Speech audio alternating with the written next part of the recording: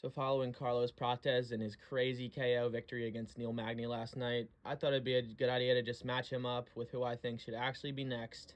And along with that, just match up all the fighting nerds. Why not? Just do it all in one video, because all of them, except for one, have no matchups. It's just been rumors, especially with Gene Silva. He's had a lot of fight rumors, but nothing's come together. Probably also because that guy he's just fighting at 145, 155. He's going to be the next Kevin Holland with that mindset. They're still undefeated somehow.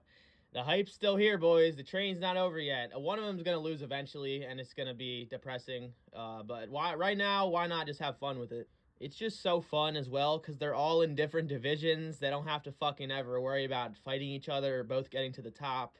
It's perfect. It literally is perfect. So we'll match all of them up. Mauricio Ruffi, Carlos Prates, Kaio Baralo, and Gene Silva. Each one, because Mauricio has a fight, but let's be real. It's Lion Top, boys. He's going to kill him. He's going to get through him. So I'm going to match him up ahead of schedule with his next opponent, who I think that next opponent should be. Ruffy's the most untested of them, though, so he still needs to work his way up a bit more. Now, I'm someone who thinks fighters need to fight up the rankings. I don't like the rankings. They don't really mean a lot. But they do at the same time if our sport's going to value them. So you need to work up the rankings. He cannot fight Jack Della Maddalena. It just can't happen, unfortunately. He's not even ranked yet, all right? Even if he goes to like the 9th or 10th spot, pretty high up there for just getting ranked, it doesn't matter. Jack is like on the verge of a title shot. He's not going to get Jack. So let's just get that out of our minds. My dream matchup right now, the most fun matchup you could possibly do at welterweight, Michael Venom Page versus Carlos Prates. This got rumored before. It's been in talks before. Maybe that was fake. Who knows? 99% of fight rumors are. But it doesn't matter. This fight's badass. It's fucking badass matchup, right? This is perfect, okay? You have Carlos Prates where he looked good against Neil Magny. Okay, he did. But bro's defense is terrible. Bro does not have his hands up. He was getting clipped by Neil Magny left and right. Like, just stiff jabs. Obviously, he never got damaged, but bro, put your fucking hands up, okay? Because Michael Venom Page will come in, will close distance so fast, he's not even going to know what happened. And that dude hits hard. He has power. He has crazy technique. I think this is a good matchup. It's a good bounce back for Michael Venom Page, especially challenge a young, up-and-coming contender while he's all old and shit. It'd be fun if he won that. It'd be cool. It'd do a lot for him. But I think Carlos would obviously take this fight. I think he would win. I think he would implement the grappling if he needed to. If Carlos is getting fucked up on the feet, I don't think he's going to have a crazy ego, okay? I don't think he's going to try to just strike with him, okay? If he's getting outclassed completely, getting rocked left and right by Michael Venom Page, which is a possibility. That guy is such a freak, such a weird style that no one can train for. You never know how you're going to do against Venom Page until you actually get in there with him. He is old, but he's still really fast, which is really all being old does to you in fighting. It really just takes away your speed and gas tank. Your power's still there. Your instincts are still there. His technique is always going to be there. So I really think this is a realistic matchup for both guys. Both can win. Obviously, there's going to be a favorite in this matchup, and it's going to be Carlos. He's on fire right now. One of the most active UFC fighters. Him and Diego Lopez, man. This is how you get up the rankings to get a title shot within a year or two, okay? All these guys taking forever, like Ilya. Okay, no, he's a bad example, but be active, save cards, step in on short notice, save fights, win them, okay? That is how you get noticed. That is how you get the fans on your side and become a badass to them in this sport. But I get it. Michael Venom Page is pretty low down in the rankings, so I don't know if he'll want to fight him. You know, he might even be ranked higher than him the next time the rankings change. I don't think he should be. I think Magny should be like at 12 or 13, barely in them. You know, beating Neil Magny's good, but he's not that good, okay? He's a terrible striker. Got knocked out like it was nothing. Let's not pretend he's been tested yet, okay? I want to see Carlos tested. So if we're not going to do Venom Page, I'd say you just do the Jeff Neal matchup. It was what he said he wanted. If Jack Della Maddalena is not going to fight him, they're not going to make that fight. Do Jeff Neal. I know it's kind of corny. Fight both the Neals to get into the fucking title contention. It's so annoying. Welterweight's so boring. Like, in that aspect, just going through the rankings is kind of boring for these contenders to watch. But Jeff Neal has looked really good in his last performance against Dos Santos, even though the injury came. He was dropping him with every punch he threw still. He looked really good. He didn't look plotty like he always does, especially like he did against Ian Gary. And Jeff Neal's ready to get in there. I mean, he's right. He's ready now. He just fucking won a fight where he didn't even take a punch worth of damage. So, Jeff Neal, you have no excuse to not be active right now. Fight Carlos Prates. You can knock him out, bro. This dude's defense is trash, and you're a crazy power puncher. I think Jeff Neal can win that. And his takedown defense is really good. So, it's not like Prates can just bring it to the ground if he's getting fucked up on the feet. But Carlos is a good grappler, okay? He was able to reverse Neil Magny, land some decent ground and pound, even though he completely dipped like 10 seconds into it, just got out of that guard because he got scared, I guess. Don't blame him. Neil Magny is a real submission artist, man. He's a fucking marauder. Moving on, we got the next fighting nerd. We got Kaio Baralo, okay? This dude he's probably I don't know. I'm not going to rank them, okay? That's just stupid. I'm not going to rank them on skill level because they're all different weight class. It's just not worth trying to do that. But Kaio Baralo is very good. Very good striker. Very good power puncher. Well-rounded, as well as he needs to be.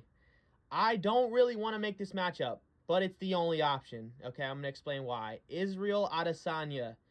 If Izzy wants to come back and fight still, I kind of just assumed Izzy's retired in my mind. That's how I see Izzy right now. He really seemed like he was unsure in the speech after he lost to Dricus. He didn't really know what he wanted to do. I'm coming back. I'm not fucking leaving. Like, you kind of should. But if Izzy's staying, and he's here to stay active especially, Izzy and Baralo should fight. And Baralo will get a title shot after that. It's just what needs to happen. Kaio is sitting at number 6 right now in the rankings, okay? So if he wants to fight up, which is what he wants to do, he has to fight either Nasruddin Imavov, Robert Whittaker, Khamzat Chimaev, or Israel Adesanya. Khamzat's not going to fight him. Khamzat's waiting for a title shot. Robert's out. He's injured. He's got fucked up. He's not going to take that fight. And then you have Nasruddin Imavov sitting above him in the rankings by 1 spot. They're touching it in the rankings. This is the fight that obviously should be made. I know I said there wasn't another option. It's because I thought this guy was booked. There's another option, okay? My bad. But I don't think this fight's going to get made. I just don't, because do you really get a title shot if Kaio beats Nasruddin? Like, if either of them beat each other? No. They're probably going to have to fight again. They're going to have to fight either Sean Strickland or Nasruddin Imavov, which, oh yeah, I didn't even mention Sean Strickland because he's number 1. He's the number 1 contender. He's not fighting anyone. This dude is bitch scared of everybody. He wants his title shot that he's been guaranteed by Dana White, I guess. He's not going to fight anybody, so don't even try to make that matchup. It's not worth it. You got a better chance of getting Izzy in there. Nasruddin is the fight that makes sense, but I just don't see it happening. It's just not going to happen. Both these guys in their minds are like 1, maybe 2 wins away from a title shot. I bet Kaio's ego right now, being the fighting nerd, fucking top of the world, he just wants to fight one more time, and then he wants a title shot. Let's be real. This dude is ready to fight anybody, I'm sure, but is Nasruddin, is he really going to fucking take that fight? I don't think so. So I think the fight you have to do is Izzy, but if they're actually down to fight each other, then the obvious fight is Nasruddin Imavov versus Kaio Baralo. That's the fight that needs to happen, but it won't. I know it won't. Moving on to Gene Silva. This dude is just wholesome, bro. He's wholesomely violent. He's so happy to be in the UFC. He's smiling as he's fighting. He loves to be there. He's getting emotional just talking about being in the UFC. This dude deserves the world. He's a GOAT, and he's a killer. This dude is so good.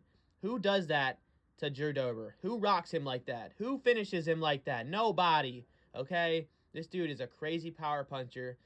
And he could fight at 145 or 155. He just needs to fucking pick one, okay? I'd say he should go to 145 because, I mean, if you can make the weight and it's not affecting your fighting skills, you should just go to the lower division. It's just what you should do. I think Gene Silva should fight Giga Chikadze next, okay? I think this is a really good matchup. I think they would go to fucking war. But I understand if you think it's a too high up the rankings matchup. He's ranked number 12. That is a bit of a crazy step up, especially with his biggest win being at 155. You know, it's probably a bit too soon for this, but I don't care, right? Gene Silva's really good. He looks really good at 145 as well. You know, I don't think he'll struggle with Giga Chikadze. He will, though. It will be a good fight. You know, I think he'll struggle with his kicks. He'll struggle with his range, his fucking long-ass body, his long limbs. But I think Gene Silva could get it done for sure. I think you hurt him in the clinch really badly. Probably get a crazy TKO again, you know. I mean, that's obviously having a lot of hype in this guy and believing in him, but Yeah, that's what we do with hyped up prospects. We gotta fucking hope they can keep winning because it's fun to be behind them. It just is. If you don't want to do the Giga Chazzy fight and Gene Silva doesn't want to stay crazy active, I say do Dan Ige. Dan Ige, he's ranked a bit like lower. He's like what, 12 or 13? Yeah, I think that's a no. Wait, Giga is 12, so Dan Ige is probably 13 or 14th. Maybe even he's 15th now. I don't know, but this is a good test as well, and this would be an even crazier fight. I think Dan Ige has the chin like no other, so I don't think he'd really get finished, especially as easy as some of these other guys. I think they'd go to fucking war as well. But in reality, any guy you match Gene Silva with is going to be a good fight. So it doesn't matter. Just one of the top, like, one of the teens, all right? One of the 10 to 15 guys, Any of those guys is good. Danny Gay's got them hands. He can hurt anybody. He has the wrestling to mix in. So, yeah, I think this would be a really good fight, a really good matchup of styles. I think it'd be a guaranteed war. But I do think Gene Silva would finish him. Maybe not finish him, okay? Danny Gay's really fucking tough. Diego Lopez could not finish him with all the shit he was catching him with. So, we'll see. But yeah, I think this is a good matchup. It's the one that needs to be made. And I know a lot of people would probably say challenge him even more, like an unranked guy again. No, okay? He's finishing all the people he's fought. Charles Jourdain, Drew Dober. Like, these are good names, okay? Get him a ranked opponent already. I was going to actually match him up with Bryce Mitchell, but Bryce has made it known on the internet that he has a fight booked, apparently, so yeah, can't do that. But if you don't want to do the Dan Ige fight, then I think a great return for your boy Bryce, who just got KO'd. Not just, it was a while ago, but got KO'd brutally in his last fight by Josh Emmett, who has yet to fight again. Took no damage, easy finish. He's like, yeah, let's be inactive. I'm on the top of the world right now. My best finish in forever. Let's be inactive. It's a great idea. Just 100,000 IQ right there. But Bryce Mitchell's really good grappler who can mix in the striking if he needs to. I think it's a good matchup. No matter what, honestly, whoever Gene Silva is going to fight, it's going to be a fun fight. So we don't have to worry about that. Moving on to Mauricio Ruffy. This one's a bit harder to do because he's very untested in the UFC, coming off only one win against Jamie Malarkey. Yeah, it was a good finish, obviously, very good performance, but I mean, it's not that good level of competition. Let's not act like it is. So this guy's still very untested, but he showed really dynamic fucking techniques in his first fight he had. So I think this guy is obviously skilled. So I think Mauricio Ruffy. These guys' names, bro, they're so fucking hard to learn. But I think Ruffy should go against Grant Dawson, the boy, okay? Coming off one of his best performances, getting a win over a nobody. And I know this is a bit crazy to say. Grant Dawson, he's like a crafty vet who's somehow still an upcoming contender. He has so many fucking fights in the UFC. A lot of wins, This guy's really tested. But he has a lot of losses too, And you could say he's on his way to being ranked. You could say that. I don't really think he is. I don't really think he deserves that much of a step up for that shitty finish. I really don't. So it's a bit of a step up for Ruffy. I know it's a bit probably ahead of where he should be fighting. He should get at least 3 bums. Kill 3 bums in the UFC first, maybe 2. He only has 1. He's literally beat 1 person in the UFC. So it's kind of hard to say who he should fight. But I'm gonna go Grant Dawson because this is a badass. Or no, it's not. It's not a badass matchup, but it's a good test. Okay, can he defend the grappling and not get completely dominated and controlled by a boring smudge grappler? Can he do it? I think it's a good test. I think it's a thing we need to all know. We all need to know this about every single fighter we hype up. If they look like a good striker, can they defend the grappling and actually get the strikes off? Okay, that is very important, obviously. We all know that. But Ruffy looks really comfortable with the grappling. He doesn't look like a fucking pushover. He doesn't look weak. He looks a little small for 155, but he makes up with that in height. I meant like buffness, size, muscle mass. He doesn't really have much of it, but he makes up for that in height, I guess. And body types don't matter in MMA. Let's be real. They don't matter. These fat motherfuckers like DC somehow are killing people. So, yeah, doesn't matter. Match them up. I think they're both similar skill level, Maybe we're just overhyping Mauricio because he's part of the Fighting Nerds and yeah, just hasn't really been tested much, so we don't know yet, but I think it's a good test to see if he can nullify the grappling of a decent grappler. Grand Dawson's wrestling's really good, but Mauricio's jiu-jitsu is really good, so maybe he counters that with a sub. We'll see. And other than that, I don't really know. You could give Ruffy anybody. It doesn't matter. Just get him one more bum, and then we can start talking about actual like high level competition. The guys are the top 5 or top 10 guys that are just slightly out of the rankings. You know, the 20, like 15 to 25. Those guys. Get him one of them after he beats one more bum. You know, fuck. Grand Dawson might actually be in that. Grand Dawson actually is probably in that top 15 to 25. So scratch that. Just get him one now, okay? It doesn't matter. This dude's exciting. We want to see him fight. Apparently, no one wants to take the fight against him because he's so good looking. But we'll see. That's the video, boys. I just thought it was a good idea to predict or match up who I think all these fighters should fight next and who they're going to fight next. You know, none of these will probably happen. The UFC does what they want to do. They're idiots when it comes to matchmaking. So we got to do it for them, all right, boys? Maybe they'll listen one day. Okay, probably not. But yeah, I'll see you guys in the next one.